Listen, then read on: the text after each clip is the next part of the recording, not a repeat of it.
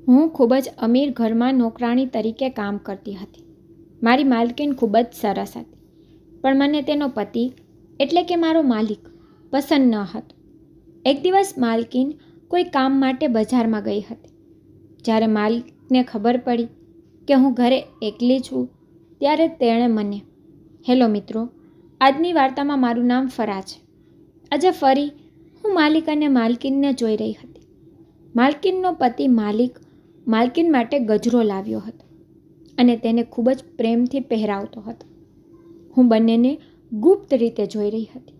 હું વિચારતી હતી, જો માલિક જેવી વ્યક્તિ સાથે મારા લગ્ન થઈ જાય તો જિંદગી બદલાઈ જાય. પણ ઈચ્છા ક્યાં પૂરી થાય છે? તે જ ક્ષણે માલકીને મને જોઈ મને ઠપકો આપી શકે એવા ડરથી હું પાછળ હટી ગઈ અને પછી હું ત્યાંથી ભાગી ગઈ અને મારા રૂમમાં આવીને સૂવાનો પ્રયત્ન કરવા લાગી. પણ ઊંઘ મારાથી ઘણી દૂર હતી. આખી રાત હું વિચારતી રહી કે માલકીન કેટલી નસીબદાર છે, અથવા કદાચ બધા અમીર લોકો આવા હોય છે.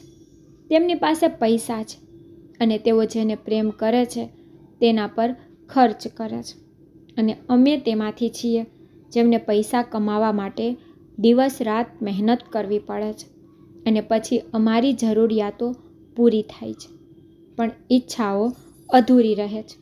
પણ આટલા પૈસા હોવા છતાં તેને જરાય અભિમાન ન હતું. તેમનું વર્તન ખૂબ જ મધુર અને સરસ હતું. તે બધા સાથે સારું વર્તન કરતી, પરંતુ વાસ્તવિકતા એ હતી કે જેમ જેમ સમય પસાર થતો ગયો તેમ તેમ હું માલકીનના પતિના પ્રેમમાં પડી ગઈ. જ્યારે હું ખૂબ જ નાની હતી અને તે મારા કરતાં ઘણા મોટા હતા, પણ હું આ ક્યારેય વ્યક્ત કરી શકતી ન હતી અને તેને કહી શકતી ન હતી. આ બધું વિચારતી વખતે મારી આંખો ક્યારે લાગી ગઈ ખબર જ ન પડી. રોજની જેમ મેં 5 વાગ્યે મારી આંખો ખોલી. મને લાગ્યું કે મને ભૂખ લાગી છે અને પછી હું રૂમમાંથી બહાર આવી અને કંઈક ખાવા માટે રસોડામાં ગઈ. જ્યારે મેં જમવાનું શોધવાનું શરૂ કર્યું ત્યારે મને અચાનક યાદ આવ્યું કે માલકીનનો પતિ બહારથી રાત્રિ ભોજન લાવ્યો હતો. હું તે ખાઈ લઉં છું. જમ્યા પછી મેં થોડીવાર રાહ જોઈ અને પછી સાફ કરવાનું શરૂ કર્યું. સફાઈ કર્યા પછી હું માલકીન અને તેના પતિ માટે નાસ્તો બનાવવાનું શરૂ કર્યું. આ મારી દિનચર્યા હતી અને જ્યારે માલિક કામ પર જતા ત્યારે હું રૂમમાંથી બહાર આવીને વાસણ ધોઈ નાખતી અને પછી માલકીનનો રૂમ સાફ કરતી.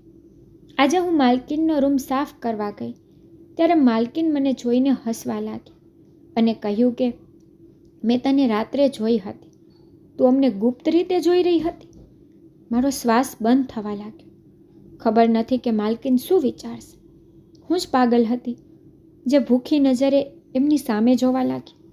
હું કંઈક કહેવાની હતી. તે દરમિયાન માલકીન ફરીથી પૂછવા લાગી કે હું તને કંઈક પૂછું છું. ત્યારે મેં તેને જવાબ આપ્યો, ના માલકીન, હું તો એમ જ. પછી માલકીન મને અટકાવી અને કહેવા લાગી, ઠીક છે, પણ હું ઈચ્છું છું તું મારા પતિ સાથે લગ્ન કર, પણ તે પહેલાં હું તને ઉઠવા બેસવાની તમીઝ શીખડાવીશ. હું તને બતાવીશ કે કેવી રીતે સારું બોલવું. માલકીનની વાત સાંભળીને પહેલાં તો હું ખૂબ જ પરેશાન થઈ ગઈ. પહેલાં તો મેં ના પાડી, કારણ કે માલિક સંમત નહીં થઈ. તો માલકીન કહેવા લાગી કે આ મારું કામ છે, હું તેમને મનાવીશ. તમે મને તમારું કહો, તમે તે કરી શકશો, મારા પતિ સાથે લગ્ન. પછી હું વિચારવા લાગી કે જ્યારે હું મારા માલિકને પ્રેમ કરું છું તેને ના પાડવાનો શું અર્થ છે.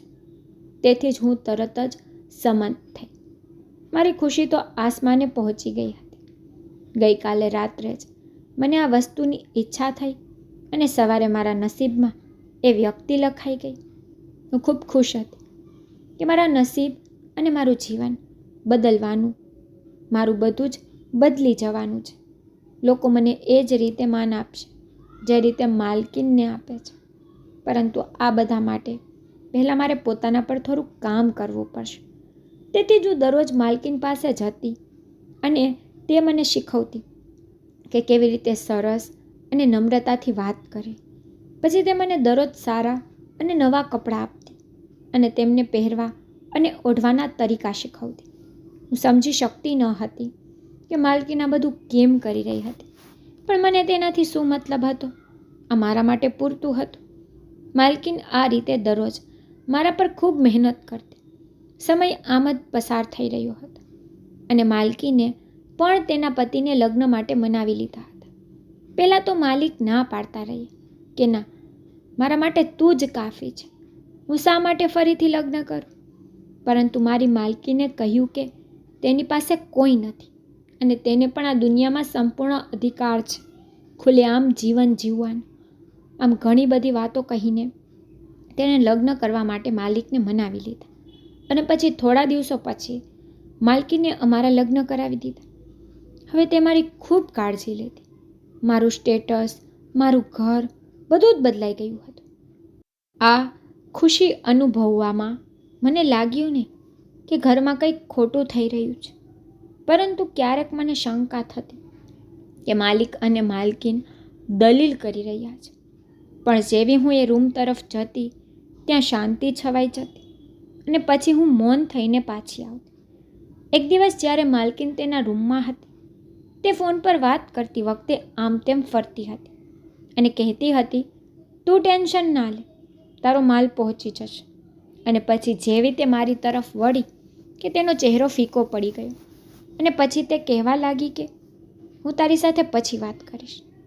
જ્યારે મેં તેને પૂછ્યું તો તેણે કહ્યું કે તેના મિત્રને પૈસાની જરૂર છે. મેં કહ્યું પહોંચી જશે.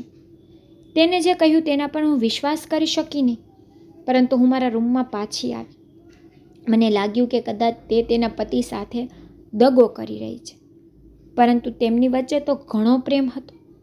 કદાચ એ મારો વહેમ હોય. મારે કંઈ કહેવાની જરૂર નથી. અમારા દિવસો આમ જ પસાર થતા હતા. એક દિવસ માલકીને તેની પાર્લરવાળીને બોલાવી અને કહ્યું કે તે તને તૈયાર કરશે જેથી તું વધુ સુંદર દેખાઈશ. હું ખુશ થઈ ગઈ, કારણ કે આજ સુધી મેં મારા જીવનમાં ક્યારેય પાર્લર પણ જોયું ન હતું અને હું ક્યારેય આવી રીતે તૈયાર થતી ન હતી. અને પછી હું પાર્લરવાળી મહિલાની સામે જઈને બેસી ગઈ. મને જોતાની સાથે જ તે મહિલા ઊભી થઈ ગઈ અને માલકીનને કહેવા લાગી કે આ તો પહેલેથી જ ખૂબ જ સુંદર છે અને હું તેની સાથે શું કરીશ? પરંતુ મારે કહેવું છે કે આ ખૂબ જ નિર્દોષ છે. તેની સાથે આવો અન્યાય ન કરો. તેની વાત સાંભળીને હું ડરી ગઈ. તે અન્યાય વિશે વાત કરતી હતી. હું માલકીન પાસે ગઈ અને પૂછ્યું કે તે શું કહે છે? તે શું અન્યાય કરવાનું કહે છે? માલકીન ગુસ્સામાં કહેવા લાગી કે તેને તો બકવાસ કરવાની આદત છે. તમે ટેન્શન ન લો, તમે એકદમ સુંદર દેખાશો. એટલા માટે તે કહે છે કે તને તૈયાર કર્યા પછી તારા પતિ પર જુલ્મ ન કરતી અને તું મોઢું બંધ રાખીને કામ કર. માલકીનની વાત સાંભળીને મને કોઈ સંતોષ ન થયો, પણ હું ચૂપ રહી અને માલકીનના બહાર જતાં જ હું તે પાર્લરવાળી પાસે ગઈ અને તેને પૂછ્યું કે તું મને શું કહેવા માંગે છે?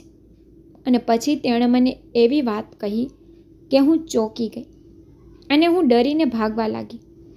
પરંતુ માલકીને, હું એક ગરીબ પરિવારની છું અને મેં શરૂઆતથી જ ગરીબીમાં જીવન પસાર કર્યું છે.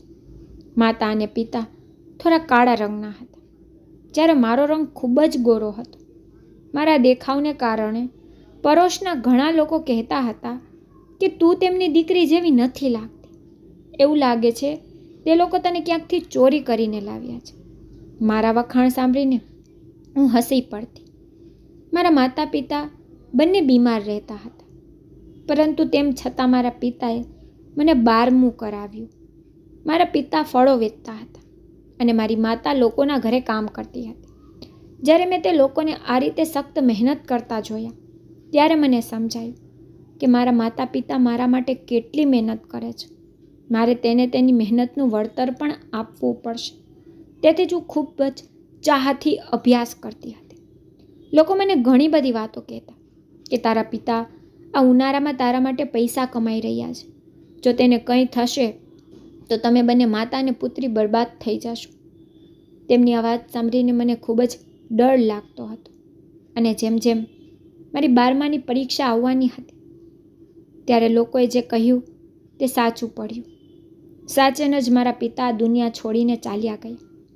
મને લાગ્યું કે આમાં મારી જ ભૂલ છે. જો મારા પિતાએ મારા ભણતરનો ભાર ન ઉપાડ્યો હોત તો આજે આ બધું ન થાત. મારા પિતાના મૃત્યુથી હું અને મારી માતા બરબાદ થઈ ગઈ. પરંતુ તેમ છતાં હું મારા પિતાનું સ્વપ્ન પૂરું કરી શકું તે માટે હું 12માની પરીક્ષા આપવા ગઈ હતી. માની તબિયત બગડવા લાગી હતી. તેથી જ માતાએ પણ નોકરી ગુમાવી દીધી. તેથી જ 12મા પછી મેં આગળનો અભ્યાસનો નિર્ણય છોડી દીધો અને મારી માતાનું કામ કરવા લોકોના ઘરે કામ કરવાનું શરૂ કર્યું. હું આખો દિવસ લોકોના ઘરે કામ કરતી. મારી માતાની તબિયત સારી થઈ ગયા પછી પણ મેં તેને કામ કરવાની પરવાનગી ન આપી, પણ હું પોતે જ કામ કરતી રહી. અમારું જીવન આમ જ ચાલતું હતું. આ રીતે દિવસમાં 2 વખતની રોટલી અમને મળી રહેતી. એક દિવસ હું અને મારી મિત્ર બંને બેઠા હતા ત્યારે મારી મિત્રએ કહ્યું કે તે એક સ્ત્રીને ઓળખે છે જે ખૂબ જ અમીર છે અને તેનું ઘર પણ ઘણું મોટું છે. તેને કામ કરવા માટે નોકરાણીની જરૂર છે. તું જા અને પ્રયાસ કર. લાગે છે કે તને આ કામ મળશે અને સારો પગાર પણ મળશે. તેને જે કહ્યું તે સાંભળીને હું ખૂબ જ ખુશ થઈ ગઈ અને તેનું સરનામું લઈને તે મહિલાના ઘરે આવી. મેં મારી માતાને આ કહ્યું તો તેણે કહ્યું કે તને જે બરાબર લાગે તે કરો. બીજા દિવસે હું તે મહિલા પાસે ગઈ અને તેને આખી વાત કહી અને મેં તેને મને નોકરી પર રાખવાની વિનંતી કરવાનું શરૂ કર્યું અને તેને દયા કરી મને નોકરી પર રાખી. હું સવારે 9 વાગે કામ પર જતી અને સાંજે 6 વાગે કામ પરથી પરત આવતી. હું તે સમયે કુલ 4 બંગલામાં કામ કરતી હતી. એક પછી એક હું દરેકના ઘરે જતી અને કામ કરતી વખતે તેમની કિંમતી ચીજ વસ્તુઓ ઉપાડી લાવતી. આ વાતે મારી માતાએ મને બહુ ઠપકો આપ્યો હતો કે તું કેવું કામ કરે છે. મેં આખી જિંદગી તારી ઇજ્જતથી પરવરિશ કરે છે અને હવે તું આવી ચોરીઓ કરવા લાગી છે. તારી સાથે સાથે મારું માન પણ દાવ પર લાગશે. અને હું ફક્ત એવું કહી ટાળી દેતી કે અમ્મા તમને શું ખબર, અમીરોના ચોચલા. આ રીતે દિવસો પસાર થતા ગયા અને ધીમે ધીમે મારી માતાની તબિયત બગડવા લાગી. એક દિવસ તેણે પણ મને આ ક્રૂર સમાજમાં એકલી છોડી દીધી. હવે તેના ગયા પછી મારા માટે પરિસ્થિતિનો સામનો કરવો ખૂબ જ મુશ્કેલ બની ગયો હતો. જ્યારે હું ઘરે આવતી ત્યારે મૌન રહેતું અને પછી મને ઘરે આવવાનું મન ન થતું. એટલા માટે હું દરેક બંગલામાં કામ કરતી. તેની માલકીનને કહેવાનું શરૂ કર્યું કે તે મને અહીં રહેવાની મંજૂરી આપે. હવે આ દુનિયામાં તો મારું કોઈ નથી. મને આશા હતી કે તેમાંથી એક માની જશે અને એવું જ થયું. જે સ્ત્રીને મારી મિત્રના કહેવા પર હું મળવા ગઈ હતી તે સ્ત્રી માની ગઈ. મને તેના ઘરે રાખ્યા પછી હવે હું તેમના તમામ કામો કરતી હતી. રસોઈ, નાસ્તો, વાસણો સાફ કરવા અને રોટલી બનાવવી, દરેક કામ મને સોંપવામાં આવ્યું હતું. મારી માલકીન ખૂબ સરસ હતી. તે મારી દરેક જરૂરિયાતો પૂરી કરતી હતી. હું તેમના માટે ગમે તેટલું સારું કરું તે ઓછું હતું. મારી માલકીન અને તેના પતિ વચ્ચે ઘણો પ્રેમ હતો. માલિક દરરોજ નવું નવું જમવાનું લાવતા, ગિફ્ટ લાવતા અને આ જોઈને માલકીન ખૂબ ખુશ થતી અને તેમને ખુશ જોઈને હું પણ ખુશ થઈ જતી. શરૂઆતમાં બધું ચાલતું રહ્યું, પણ ધીરે ધીરે મને ઈર્ષા થવા લાગી કે માલકીનનો પતિ તેને કેટલો પ્રેમ કરે છે. દરરોજ તે નવી મોંઘી વસ્તુઓ લાવે છે અને તેને જોઈને મારું હૃદય દુઃખી થઈ જાય છે. હું પણ આ બધી વસ્તુઓ રાખવા માંગતી હતી અને સફાઈ કરતી વખતે હું ત્યાંથી કિંમતી વસ્તુઓની ચોરી કરતી હતી અને મારા રૂમમાં જઈને બેગમાં રાખતી હતી કે જો ક્યારેય મારે અહીંથી જવું પડે તો મારી પાસે થોડો સામાન તો હોવો જોઈએ. હું માનતી હતી કે તેના ઘરમાંથી ઘણી બધી વસ્તુઓ છે. જો હું તેમાંથી એક વસ્તુ પણ લઈ લઉં તો તેઓને શું ખબર પડે. હું મારું જીવન આ રીતે અહીં જીવી રહી હતી. એક દિવસ મારી નજર મારી માલકીનના સૌથી કિંમતી વસ્તુ પર પડી. એટલે કે મેં તેના પતિ પર નજર નાખી. મારું તેના પર દિલ આવી ગયું. મારે તેને કોઈક રીતે હાસિલ કરવો હતો, પણ મારામાં આ બધું કહેવાની હિંમત ન હતી. તેથી જ હું ચૂપ રહી. એક દિવસ મારી ખુશીની કોઈ સીમા ન રહી જ્યારે મારી માલકીને મારા લગ્ન તેના પતિ સાથે કરાવ્યા. હવે તે મારી ખૂબ સેવા કરે છે અને મારી સંભાળ રાખે છે. મને કહ્યું કે તું મારી બહેન જેવી છું, અને તેને જે કહ્યું તે મેં માની લીધું. મારી સ્થિતિ બદલાઈ ગઈ. મારું નસીબ પણ બદલાઈ ગયું હતું. હું એટલી ખુશ હતી કે ઘરમાં શું ચાલી રહ્યું છે તેનો મને કોઈ ખ્યાલ ન હતો, કે મારી સાથે કંઈક ખોટું થઈ રહ્યું છે. પછી એક દિવસ જ્યારે પાર્લરવાળી આવી તો તેણે મને માલકીન વિશે એવી વાત કહેવાનું શરૂ કર્યું કે જે સાંભળીને હું ડરી ગઈ. તેને કહ્યું કે આ લોકો તને તૈયાર કરીને અહીંથી આગળ મોકલશે અને તને કોઠે વહેંચી દેશે. આ તેમનું કામ છે. તેની વાત સાંભળતા જ મારા પગ ધ્રુજવા લાગ્યા અને હું ત્યાંથી ભાગવા લાગી. પણ માલકીને મને પકડી લીધી અને કહેવા લાગી કે હું તને આટલી મહેનત કરીને અહીં લાવી છું. તારી સ્થિતિ અને બધું બદલાઈ ગયું જેથી તું આગળ જઈને મારું કામ કરી શકે, પણ તું અહીંથી ભાગવા લાગી. હું તને આ રીતે જવા નહીં દઉં. ત્યારે તેનો પતિ આવ્યો અને કહેવા લાગ્યો, અરે મૂર્ખ, અમે પતિ પત્ની નથી. અમે તો તારા જેવી સુંદરીઓને અહીં લાવીએ છીએ અને તેમને ફસાવીએ છીએ અને પછી કોઠા પર વેચીએ છીએ, જેથી તમારું જીવન સારું બને અને અમારું પણ કામ થાય. તેમની વાત સાંભળીને મારી આંખોમાંથી સતત આંસુ વહી રહ્યા હતા. હું પોતે જ માની શકતી ન હતી કે આ બંને કેટલી ચતુરાઈથી મને ફસાવી દીધી. મેં એટલું જ કહ્યું કે તે લગ્ન. આ સાંભળીને બંને હસવા લાગ્યા અને કહ્યું કે તે પણ ખોટા છે. અહીં દર મહિને નવી છોકરીઓ આવે છે, તો એ બધા સાથે શું લગ્ન કરવા બેસવું? અમે બંને પાર્ટનરશિપમાં કામ કરીએ છીએ અને અમે લોકોને ફસાવીએ છીએ. અને પછી બંને એકબીજાની સામે જોઈને હસવા લાગ્યા. હું મારી પોતાની મૂર્ખતા પર અફસોસ કરી રહી હતી. ધનવાન બનવાના લોભમાં હું ફસાઈ ગઈ અને હું રડતી રહી. અને પછી પાર્લરવાળી પણ મારા કારણે તેનું લક્ષ્ય બની ગઈ. પછી માલકીન અમને બંનેને ખેંચીને કારમાં લઈ ગઈ અને હું તેને મને છોડવા માટે કહી રહી હતી, પરંતુ તે બંને બહેરા બની ગયા અને એવું લાગી રહ્યું હતું કે તે પાર્લરવાળી સદમામાં ચાલી ગઈ છે. અને પછી તે કાર તેના મુકામ પર પહોંચી ગઈ. એક સુંદર બંગલો હતો જ્યાં ખૂબ રંગબેરંગી લાઇટો હતી. બહારથી જેટલો સુંદર બંગલો લાગતો હતો એટલી જ ભયાનક ઘટનાઓ અંદર બની રહી હતી.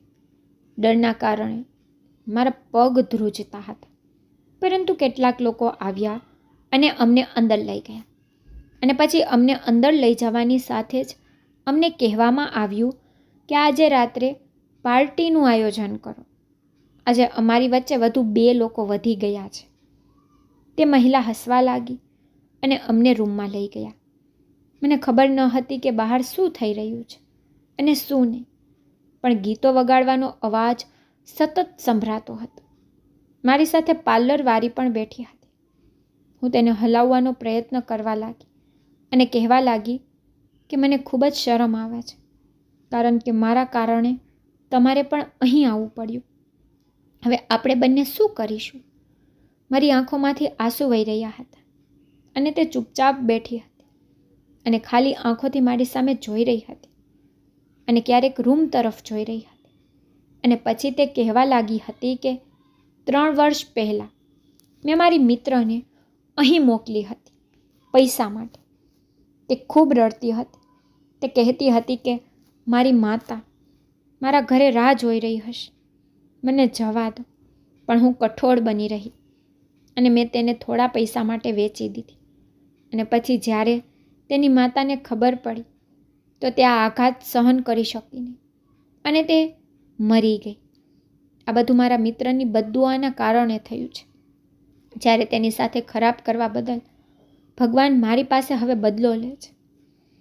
પાર્લરવાળીની વાત સાંભળીને મારા હોશ ઉડી ગયા કે મિત્ર આવા પણ હોઈ શકે. પણ આમ તો મારી ફ્રેન્ડે પણ કંઈક આવું જ કર્યું હતું.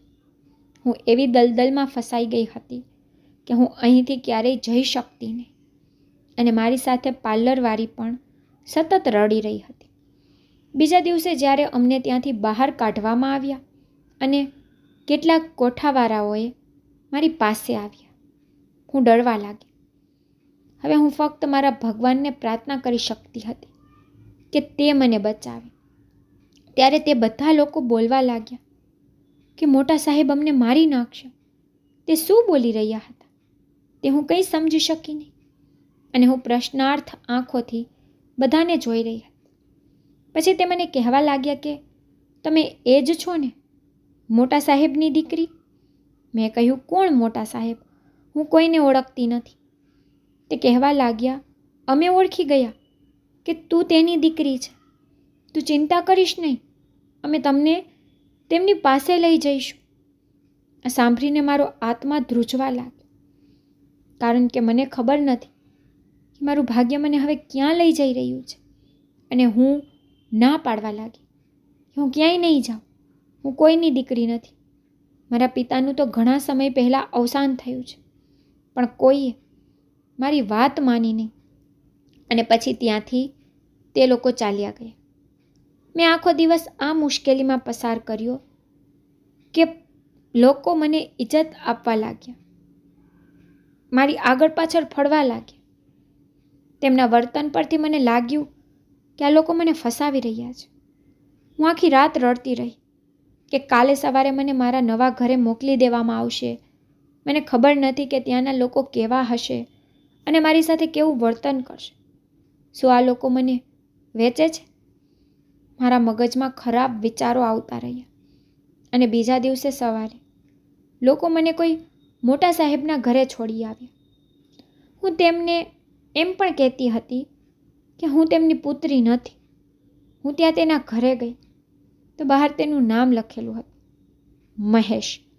હું સમજી ગઈ હતી કે આ નામની વ્યક્તિ અહીં રહે છે, પણ હું તેની દીકરી નથી. હું અંદર ગઈ ત્યારે ત્યાં એક માણસ ત્યાં ઊભો હતો, જે વૃદ્ધ ન હતો પણ બહુ નાનો પણ ન હતો. કેટલીક જગ્યાએ કરચલીઓ પડી હતી. તેનો ચહેરો જોતાં જ સ્પષ્ટ થતું હતું કે તે કોઈ વૃદ્ધ નથી, પણ તેની દીકરીના દુઃખથી આવો થઈ ગયો છે. તેને મને ગળે લગાવી અને પછી પૂછ્યું, દીકરી, તું ક્યાં હતી? તને ખબર નથી કે મેં તને ક્યાં ક્યાં શોધી? હું તેની વાત સાંભળીને ચૂપ રહી, પણ તેણે કહ્યું કે હું જાણું છું કે તું તારા પિતાથી નારાજ છે. તેમની આ વાત સાંભળીને હું ચૂપ રહી અને મારી આંખોમાં આંસુ આવી ગયા, કારણ કે આટલા લાંબા સમય પછી મને કોઈએ દીકરી કહી હતી. હું તેને ગળે લાગી રડવા લાગી. તે કહેતા હતા, બસ તારા પિતા પર વિશ્વાસ રાખ, હું તને ક્યાંય જવા નહીં દઉં. સમય વીતતા સાથે મને સમજાયું કે આ તો એક સારો વ્યક્તિ છે, જે મને પોતાની દીકરી સમજીને ઘણો પ્રેમ આપી રહ્યો છે.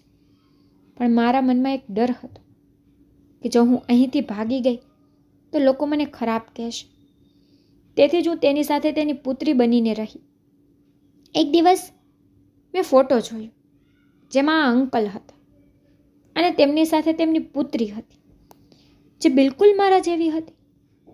મને ખૂબ જ આશ્ચર્ય થયું કે બે છોકરીઓ એક જેવી કેમ હોઈ શકે. મને લાગ્યું કે આ લોકો મને ટ્રેક કરવાનો પ્રયાસ કરી રહ્યા છે. એ રાત્રે બહાર અવાજ આવવા લાગ્યો. જ્યારે મેં બારી બહાર જોયું ત્યારે મને લાગ્યું કે ઘરની અસલી દીકરી પાછી આવી ગઈ છે. હું લાંબા સમય સુધી મારા પગ પર ઊભી રહી કે શું તે ખરેખર સાચું હતું? તેમની પુત્રી મારા જેવી જ હતી અને પાછી આવી ગઈ હતી. મને મનમાં ડર લાગવા લાગ્યો કે કદાચ આ લોકો હવે પોલીસ બોલાવશે અને મને આપી દેશે કે હું અહીં કંઈક ખોટું કરવા આવી છું. મારા પર કોઈ આરોપ લગાવવામાં આવશે કે હું ચોર છું. એમ વિચારીને હું મારો દુપટ્ટો ઉતારીને ઘરની પાછળની બાજુએથી નીકળી ગઈ અને એ જ કોઠામાં આવી. મને જોઈને તેઓ કહેવા લાગ્યા કે તમે કેમ સમજતા નથી? તમારા પિતા અમને મારી નાખશે, અહીંથી જાઓ. અને પછી મેં તેમને કહ્યું કે તે માણસ મને તેની પુત્રી માની રાખી હતી, પણ હું તેની અસલી દીકરી નથી. હવે તેની અસલી દીકરી આવી ગઈ છે. મારી વાત સાંભળીને તે લોકો ચૂપ થઈ ગયા અને હું મારા રૂમમાં પાછી આવી. પરંતુ મારું હૃદય ખૂબ ઉદાસ હતું. હું અંદર એકલી બેઠી અને રડતી રહી. બાકીના દરવાજો ખખડાવતા રહ્યા, પણ હું અંદર જ બેઠી રહી. એ માણસનો પોતાની દીકરી પ્રત્યેનો પ્રેમ જોઈને થોડાક કલાકો પછી મેં મારી લાગણીઓ પર કાબૂ રાખ્યો અને પછી બહાર આવી. બધી છોકરીઓ મારી સામે જોઈ રહી હતી અને કહેતી હતી કે તું તો લોટરી જીતી ગઈ છો, કેટલા દિવસથી એસ કરીને આવી છે. પણ તે કોઠા પર થોડા દિવસ પછી છાપો પડ્યો અને પછી પોલીસે એક પછી એક બધાને પકડવાનું શરૂ કર્યું અને સાહેબ પણ ત્યાં આવ્યા હતા. ત્યારે લોકો એકબીજાને કહેવામાં વ્યસ્ત હતા કે આ જ છોકરી આ બધું કરાવ્યું છે અને બધા મારી તરફ શંકાની નજરે જોઈ રહ્યા હતા. પરંતુ મારા માટે પણ આ એક આશ્ચર્યજનક જ વાત હતી. કોઠો આખો ખાલી થઈ ગયો, માત્ર હું જ બાકી હતી. પોલીસ ચાલી ગઈ હતી. પછી તે માણસ મારી પાસે આવ્યો. પછી તેણે એ જ શબ્દોનું પુનરાવર્તન કર્યું કે દીકરી, તું ક્યાં ગઈ હતી? મેં તને ખૂબ શોધી, પણ તું ક્યાંય ન મળી. અને આ વખતે હું તેને ખાલી ખાલી આંખોથી જોઈ રહી હતી. અને પછી તે મને તેની સાથે તેના ઘરે લઈ ગયા. હું ત્યાં ગઈ ત્યારે એ જ છોકરી જે તેમની સગી દીકરી હતી તે પહેલેથી જ ત્યાં બેઠી હતી અને તેના હાથમાં કંઈક હતું. ક્યારેક હું એ છોકરીને જોતી તો ક્યારેક એ છોકરીના પિતાને. તે મને તેમની દીકરી પાસે લઈ જતા હતા અને ત્યાં ગયા પછી તેણે મને તેની દીકરી પાસે બેસાડી. જ્યારે હું તેની દીકરી પાસે બેઠી તો તે છોકરીએ તેના હાથમાં રહેલો ફોટો મને આપ્યો, જેમાં તે અંકલ હતા અને તેની પત્ની હતી અને બંનેના હાથમાં એક એક બાળક હતું. જ્યારે મેં આશ્ચર્યથી તેની તરફ જોયું તો તે અંકલ મને કહેવા લાગ્યા કે હા, આ પણ સાચું છે, તમે બંને જોડવા બહેનો છો. જ્યારે તમારી માતાએ તમને બંનેને જન્મ આપ્યો ત્યારે તે ખૂબ જ બીમાર થઈ ગઈ. તેથી જ અમે ઘરે એક નોકરાણી રાખી. હું તેના પર આંધળો વિશ્વાસ કરતો અને કામ પર ચાલ્યો જતો. તેનો જ ફાયદો ઉઠાવીને તેને તારું અપહરણ કર્યું અને તને ત્યાંથી લઈ ગઈ. અને મેં તારી ખૂબ શોધ કરી, પણ તું મને મળી નહીં અને તારી માતા આ દુનિયા છોડીને ચાલી ગઈ. મારી પુત્રી ન મળવાનું દુઃખ અને પછી મારી પત્નીથી અલગ થવાનું દુઃખ. તો પણ મેં ધીરજ રાખીને મારા બાળકને ખૂબ જ મહેનતથી ઉછેર્યું અને તેને ઘણું ભણાવ્યું અને એક દિવસ તે પણ ગાયબ થઈ ગઈ.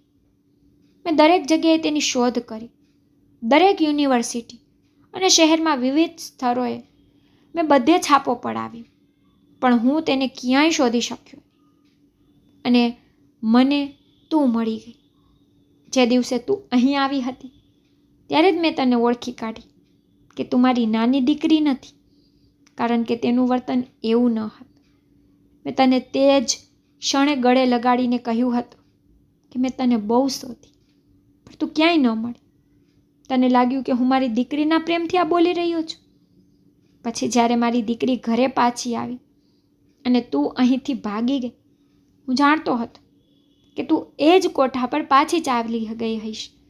તેથી જ મેં તે પણ બંધ કરાવ્યું અને તને અહીં લાવ્યો છું અને તને સત્ય કહું છું, જેથી તું માની લે કે હું તારો પિતા છું અને તું મારી દીકરી છે અને તું ફરી અહીંથી ભાગી જવાની ભૂલ ન કરી શકે. દીકરા, તારું ઘર છે અને તારે આ વાત જલ્દી સ્વીકારી લેવી જોઈએ.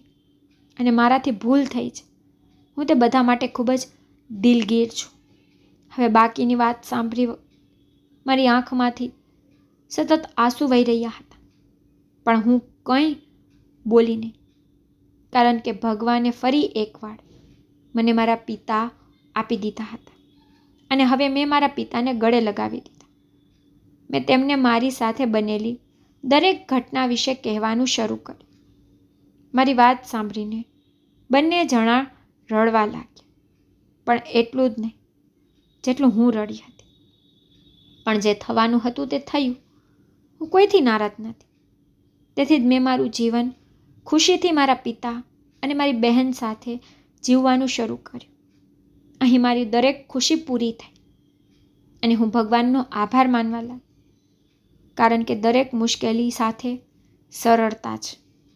તો જો તમને મારી સ્ટોરી પસંદ આવી હોય તો લાઈક, શેર, સબસ્ક્રાઈબ જરૂરથી કરજો અને કમેન્ટમાં મને જરૂરથી કહેજો કે તમને મારી સ્ટોરી કેવી લાગી છે. Thank you.